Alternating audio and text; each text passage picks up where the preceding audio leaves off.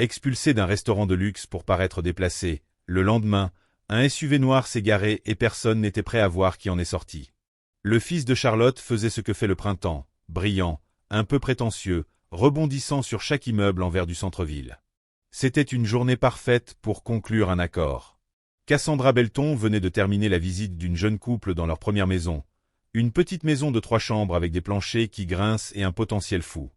Avant de commencer l'histoire, dites-nous en commentaire d'où vous regardez cette vidéo.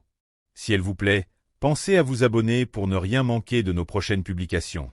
Elle les aimait, ils étaient jeunes mariés, travailleurs, le genre de personnes qui croient encore en la construction de quelque chose à partir de zéro. Elle se voyait en eux.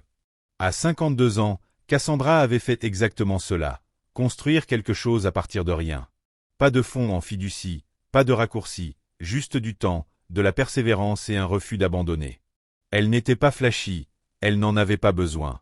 Sa confiance se trouvait dans sa démarche, dans la manière dont elle savait garder le silence dans une pièce sans chercher à dominer. Après la visite, elle conduisit 5 minutes jusqu'à l'Ististral, un restaurant haut de gamme de Tryon Street. Elle n'avait pas prévu d'y manger, mais ça lui était venu en tête en attendant le dernier feu de circulation. « Fais-toi plaisir, Cass, tu l'as bien mérité. » Elle gara sa Lexus, vérifia son téléphone et sortit. Pas de blazer, juste un t-shirt blanc impeccable, rentré dans un jean sombre taillé sur mesure et une paire de ballerines en daim gris. Ses cheveux étaient tirés en un chignon bas, sans maquillage, à l'exception d'un peu de gloss. C'était un look simple et intelligent, quelque chose qu'elle pouvait porter aussi bien dans un café que dans une salle de réunion.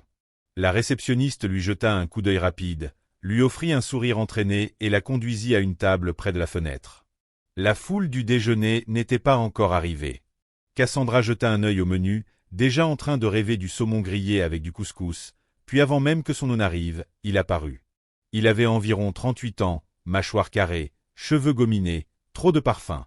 Il portait ce genre de sourire qui tente de cacher ce qu'il y a dessous. « Madame, dit-il en s'approchant de sa table, comme s'il avait répété son discours. Je crains que nous ayons un code vestimentaire ici. » Cassandra leva les yeux lentement. « Pardon. Le restaurant exige un certain standard. Nos clients préfèrent une présentation plus soignée. » Elle cligna des yeux. « Je porte des vêtements propres. Je sens le printemps et je viens de conclure une vente à 500 000 $ à 2 pâtés de maison d'ici. Je dirais que je suis plutôt soigné. » Une pause.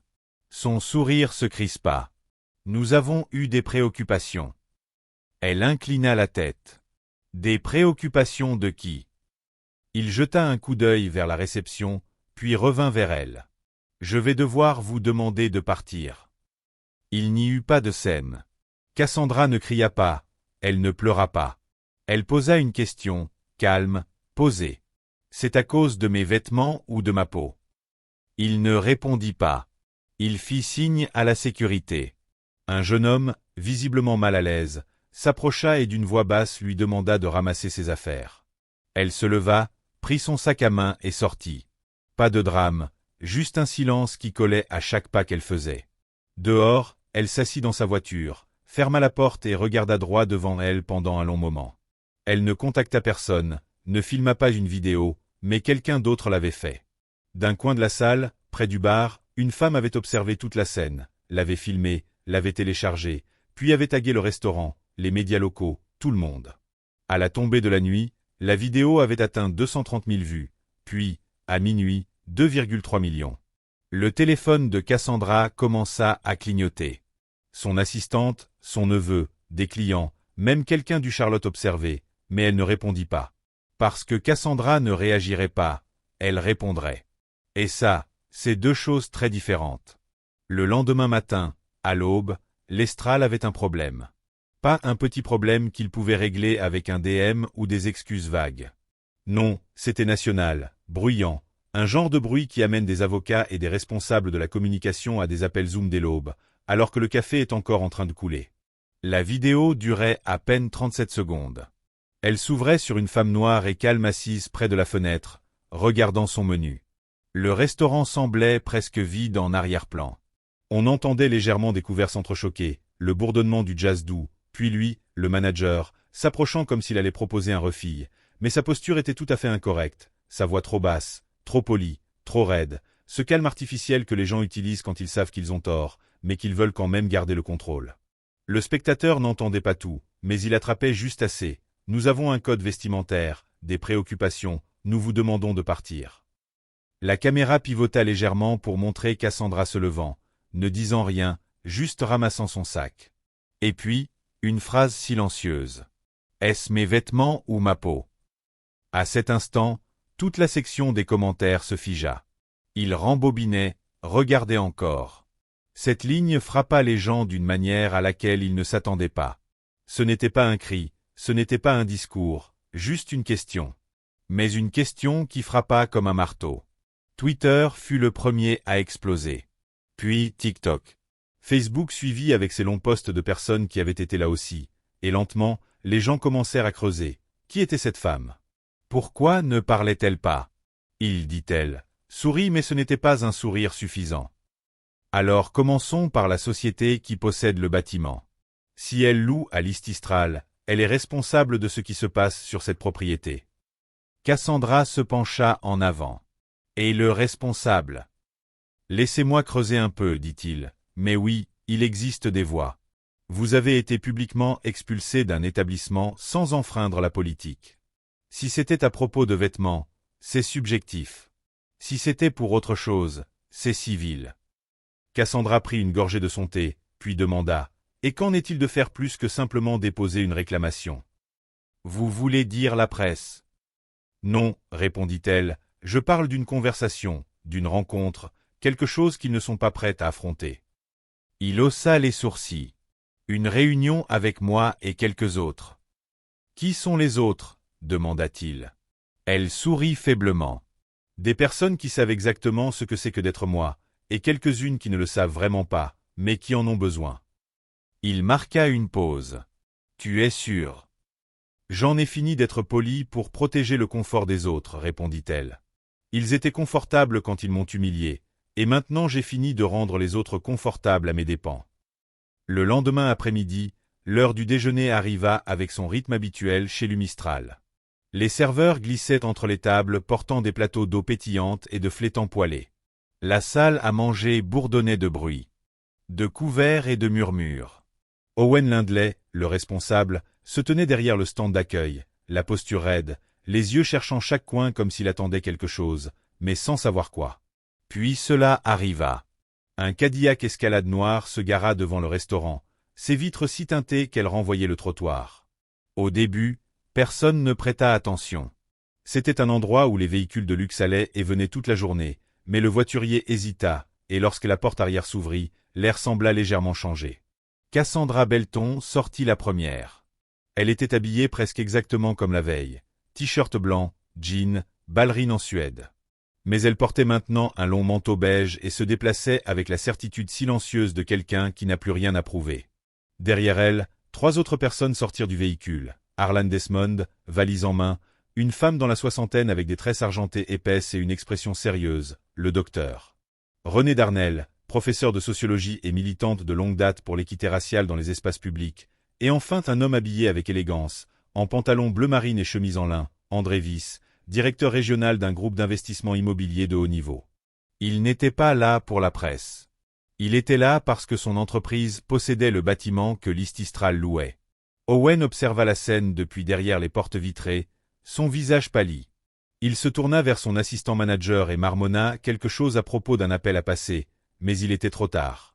Cassandra ne se fit pas attendre pour être accueillie.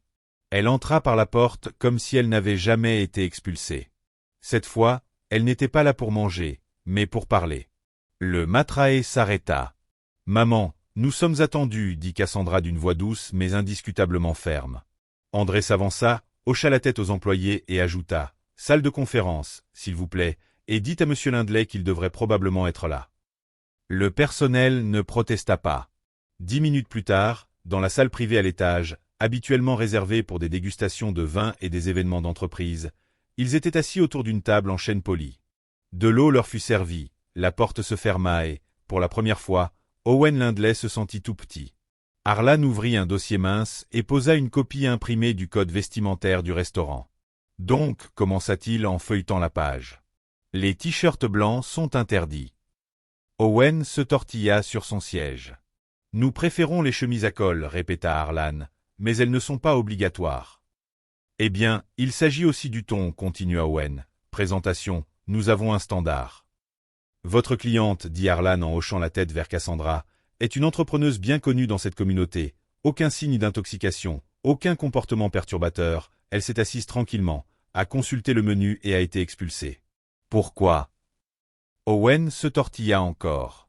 Ce n'était pas personnel. Je n'ai pas demandé si c'était personnel, répondit Cassandra en coupant la parole. Je me suis posé la question encore et encore. Si j'étais entré avec une peau différente, auriez-vous agi de la même manière? Le silence, lourd, se fit. André se pencha en avant. Nous ne sommes pas ici juste pour parler. Il s'agit d'une violation de bail.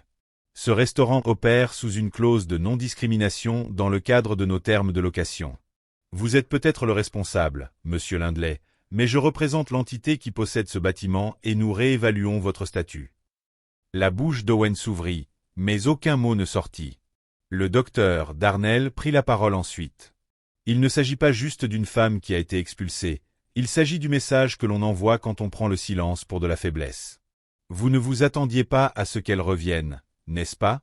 Vous pensiez que ce moment allait s'estomper, mais elle n'avait pas besoin de crier pour être entendue. Elle avait juste besoin de tenir bon assez longtemps pour que le monde vous voie. Owen tenta de dévier.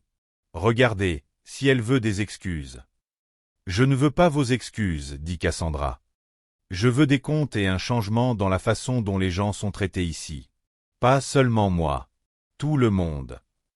Il n'y eut ni cri, ni menace juridique, juste 5 personnes qui savaient exactement ce qu'elles faisaient et un homme qui se rendit soudain compte qu'il n'était plus en contrôle. Owen Lindley resta immobile, les épaules tendues, le nœud de sa cravate tirant légèrement contre sa gorge. Il avait l'habitude de contrôler les pièces dans lesquelles il se trouvait. Sa voix portait un poids, ferme, définitif. Mais dans cette salle, avec ces personnes, elle ne portait plus le même poids. Pas plus. Harlan Desmond se laissa aller en arrière dans son siège, laissant le silence s'étirer. Puis il posa 2 feuilles de papier sur la table. Page 1, dit-il, une liste de plaintes déposées par d'anciens employés et clients de cet établissement au cours des 18 derniers mois. Plusieurs mentionnent l'application du code vestimentaire, l'une d'entre elles mentionne directement votre nom, monsieur Lindley. Owen ne toucha pas les papiers. Page 2, continua Harlan en glissant la 2e feuille. C'est un projet de lettre formelle qui pourrait être soumise à la direction de votre bâtiment et transmise aux médias locaux. Elle décrit comment les billets, qu'ils soient conscients ou non, ont été un motif récurrent, et non une simple erreur isolée. Owen commença à parler, mais Cassandra l'interrompit. « Personne ne cherche à vous voir vous prosterner, dit-elle, son ton calme. Il s'agit de réparer quelque chose. Si vous êtes intelligent, vous cesserez de voir cela comme une attaque et commencerez à le voir comme une chance de faire les choses correctement la semaine prochaine. Nous aurons une réunion pour examiner votre contrat de location. La situation de Cassandra, peut-être celle qui apparaît dans la vidéo, sera abordée, mais nous prendrons en compte le schéma plus large, incluant le turnover du personnel, les retours des clients et les conséquences publiques. » La voix d'Owen se fissura légèrement lorsqu'il dit enfin « Qu'est-ce que vous voulez ?» Cassandra le regarda dans les yeux. « Une excuse publique, pas une déclaration standard de votre agence de relations publiques. Votre voix, votre visage, assumez-le. » Owen cligna des yeux. « C'est bon, je peux le faire. » Cassandra poursuivit. Je veux rencontrer le personnel, en salle et en cuisine, pas pour faire la morale, mais pour parler de ce que l'hospitalité signifie vraiment, de ce que la dignité signifie. Owen hocha lentement la tête, mais Harlan leva la main. Cela signifie un arrangement formel, pas une séance photo. Pas de caméra, juste des gens qui apprennent à ne pas répéter la même erreur. Et enfin, ajouta Cassandra, je veux que le restaurant finance un programme culinaire trimestriel qui offre des expériences gastronomiques gratuites à des lycéens défavorisés intéressés par l'industrie alimentaire, en salle et en cuisine. Laissez-les goûter ce que cela fait d'être bien accueillis là où ils se sentent habituellement exclus. Owen hésita. C'est beaucoup, dit André avant que Cassandra ne réponde. Honnêtement, si cela ne tenait qu'à moi, je recommanderais de mettre fin au bail, alors considérez cela comme un cadeau. Le poids dans la pièce changea, pas parce qu'il devint plus lourd, mais parce qu'Owen comprit enfin l'ampleur de ce qui se passait. Ce n'était pas juste à propos de lui, c'était à propos de ce qu'il représentait, et ce que Cassandra faisait était plus qu'une simple réponse. C'était une redéfinition. Il avala sa salive puis dit « D'accord, je vais le faire. » « Non, » répondit Cassandra, sa voix calme, « vous commencerez. La différence compte. » Le groupe se leva lentement, les papiers furent ramassés, les verres d'eau à moitié vides, la pièce semblait étrangement calme, mais pas vide. Quelque chose s'était passé ici, quelque chose avait changé. En sortant de la salle de conférence, une jeune serveuse attira l'attention de Cassandra. Elle ne devait pas avoir plus de 23 ans. Elle ne dit rien, se contenta de hocher la tête d'un léger signe de reconnaissance, non pas par pitié, mais par respect. Cassandra lui sourit en retour, juste assez pour lui faire savoir qu'elle la voyait aussi.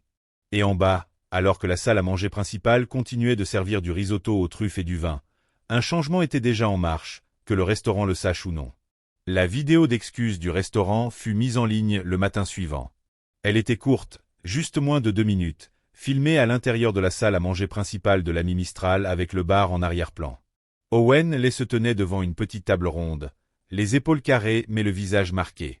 Pas d'éclairage dramatique, pas de montage flashy, juste un homme qui avait l'air de ne pas avoir bien dormi depuis des jours. « Je m'appelle Owen Lindley », commença-t-il, « et je veux m'adresser directement à Madame Cassandra Belton et à toutes celles et ceux qui ont vu la vidéo de notre interaction. » Il ne lisait pas un script, c'était évident. Ses mots étaient hésitants parfois, mais ces hésitations rendaient l'exercice plus difficile à écarter. Il admit la vérité, qu'il avait jugé en fonction de l'apparence, qu'il avait réagi sans réfléchir, qu'il avait laissé ses préjugés personnels dominer la politique et le professionnalisme. Et puis il dit ce que personne n'attendait, je ne l'ai pas vu. Pas vraiment. Et c'est là le problème. L'Internet s'emballa en quelques secondes. Les gens se posaient des questions. L'excuse était-elle sincère, trop tard, un coup calculé? Mais ce qui frappa la plupart des spectateurs, ce n'était pas Owen, mais Cassandra, qui publia une déclaration écrite 1 heure plus tard. Ce n'était pas long, juste 4 paragraphes sur le site de son entreprise. Pas de hashtag, pas de ton viral. Elle ne jubilait pas, ne demandait pas de la sympathie. Elle exposait simplement ce qui s'était passé, ce qu'elle avait demandé et ce que le restaurant avait accepté de faire. Elle mentionnait le nouveau programme pour les étudiants en cuisine et remerciait le groupe de propriétaires du restaurant de l'avoir contacté directement. Puis, dans la dernière ligne, elle écrivait « La dignité n'est pas quelque chose que l'on exige, c'est quelque chose que l'on porte. Et quand elle nous est refusée, on n'a pas toujours besoin de se battre pour la récupérer. Parfois, il suffit de rester debout assez longtemps pour que les gens réalisent qu'elle a toujours été là. » Le post se répandit encore plus vite que la vidéo. La boîte de réception de Cassandra se remplit à nouveau, mais cette fois, c'était différent. Des organisations locales de soutien aux jeunes la contactèrent pour collaborer sur le programme de restauration pour étudiants. Un groupe de restaurants de Seattle lui demanda de parler à leur direction. Même le bureau du maire lui envoya un message discret pour la remercier de la manière dont elle avait géré les choses. Mais tout le monde ne la soutenait pas. Quelques voix prétendaient qu'elle faisait de l'affaire une question de race ou qu'elle profitait du moment. Un commentateur dans un segment d'actualité locale l'accusa d'essayer d'annuler un manager travailleur. Cassandra ne répondit à aucune de ces attaques. Elle se concentra sur les étudiants. Le premier événement eut lieu seulement 3 semaines plus tard. 15 lycéens de West Charlotte et Harding University High arrivèrent à l'ami Mistral après les heures de service, accompagnés de leurs professeurs en art culinaire. Le personnel avait nettoyé la cuisine de fond en comble. 3 chefs volontaires enseignèrent aux étudiants comment dresser, préparer et servir les plats. Cassandra ne parla pas beaucoup ce soir-là. Elle se déplaça de table en table, les observant découper, mélanger et goûter, les yeux écarquillés. Une jeune fille, à peine plus grande que 1,50 m, avec des tresses violettes et une concentration sérieuse, se tourna vers elle après avoir goûté sa première tentative de risotto. « Je ne savais même pas que la nourriture pouvait avoir ce goût, » dit-elle. Cassandra sourit. « C'est possible. Et c'est aussi possible d'avoir des opportunités. » Pendant ce temps, Owen n'était pas au restaurant ce soir-là. Il avait été retiré de ses fonctions quotidiennes après l'incident et servait maintenant dans un rôle administratif limité au bureau central. Pas de licenciement dramatique, juste une conséquence discrète, exactement ce que Cassandra avait cherché. Elle n'était pas intéressée à détruire la vie de quelqu'un, elle voulait qu'il vive avec le souvenir. Et ce souvenir vivait désormais sous la forme de 15 étudiants enthousiastes, riant et apprenant dans un restaurant qui avait autrefois cherché à exclure quelqu'un comme eux. Le même endroit qui avait rejeté Cassandra pour ne pas correspondre à l'ambiance était désormais transformé par sa présence, une table et une leçon à la fois. 2 mois plus tard, Cassandra se tenait à l'extérieur d'un petit café tranquille à Durham, en Caroline du Nord, sirotant un cortado en attendant son rendez-vous. Elle n'était pas là pour les affaires. Elle avait pris la journée, conduit 2 heures depuis Charlotte juste pour se vider l'esprit et retrouver une vieille amie. L'affaire Lystra était désormais derrière elle, en grande partie. La vidéo avait disparu des listes de tendances, le restaurant s'était stabilisé sous un nouveau directeur intérimaire et le programme culinaire pour les étudiants continuait, avec une autre session prévue pour le mois suivant. Cassandra avait décidé de ne plus le superviser directement. Il appartenait désormais aux étudiants. En s'asseyant sous l'auvent, la lumière du soleil se répandant sur le pavé, une jeune femme portant un sweat de l'UNC passa, ralentit et se retourna. « Excusez-moi, vous êtes Cassandra Belton ?» Cassandra leva les yeux et hocha la tête. La jeune fille sourit largement. « J'ai vu votre vidéo, celle avec l'histoire du restaurant. Je voulais juste vous dire merci, vous avez été vraie, genre vraiment une femme adulte. » Cassandra rit doucement. « C'est une façon de le dire. » Non, sérieusement, vous avez marqué un point sans faire de vagues. Ma tante parle de vous comme si vous étiez la cousine plus âgée de Michelle Obama. Elles rirent toutes les deux, et la jeune fille fit un signe de la main avant de repartir, toujours souriante. Cassandra n'avait pas besoin de validation, mais ce moment, ce compliment furtif, signifiait quelque chose, pas à cause des flatteries, mais parce qu'il lui montrait que les bonnes personnes prenaient note. La prochaine génération observait. Plus tard dans l'après-midi, elle entra dans un petit bistrot de l'autre côté de la rue pour déjeuner. L'hôte, un homme blanc dans la vingtaine avec un anneau au nez et des manches de chemise légèrement effilochées, leva les yeux et lui sourit sincèrement. « Bienvenue.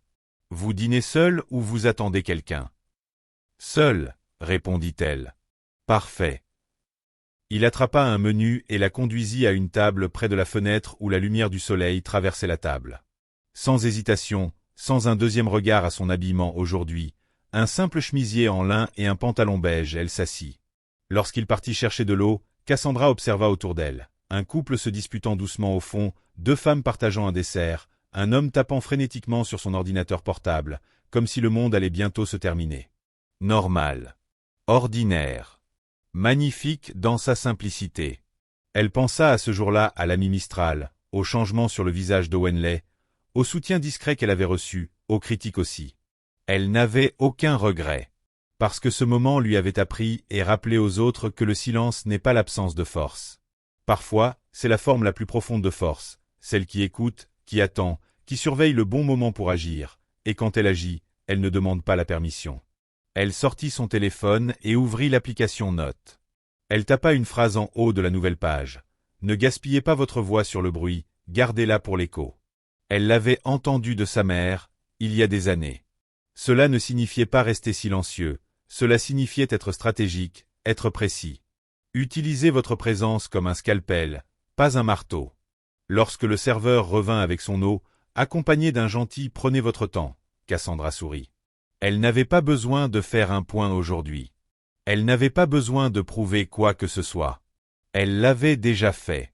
Et ce faisant, elle avait laissé une marque, pas seulement sur un restaurant, mais sur chaque personne qui l'avait vu tenir son terrain sans écraser qui que ce soit, qui avait vu à quoi ressemblait choisir la dignité plutôt que le drame et en sortir victorieuse. C'était la leçon. Parfois, il ne faut pas crier pour changer une pièce. Il suffit de rester debout assez longtemps pour que les gens entendent ce que le silence dit vraiment. Si cette histoire vous a fait ressentir quelque chose, ne la gardez pas pour vous. Partagez-la, parlez-en, et si vous n'êtes pas encore abonné, cliquez sur le bouton. Parce que d'autres histoires comme celle-ci, les silencieuses qui parlent le plus fort, arrivent bientôt.